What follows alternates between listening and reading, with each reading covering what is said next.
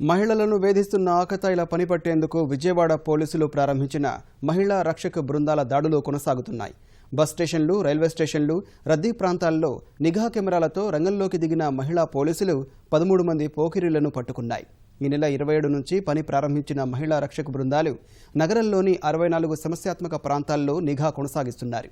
ఎవరైనా ఫిర్యాదు చేసినా ఆ ప్రాంతానికి వెళ్లి నిందితుల వ్యవహార శైలిని నిఘా కెమెరాలో బంధించి అదుపులోకి తీసుకుంటున్నారు.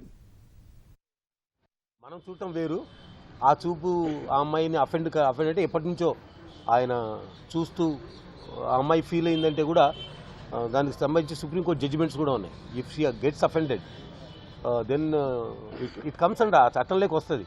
అది అమలు అవుతుందా లేదా అనేది పక్కన పెడితే చట్టం మాత్రం చాలా కఠినమైన చట్టాలు ఉన్నాయి. దాని పట్ల అవగాహన పెంచాల్సిన అవసరం ఉంది. ఈ విషయాలకు సంబంధించి అంటే ఏదో కామెంట్ చేసి వెళ్ళిపోవచ్చులే అనేటువంటి ఇది కాదు.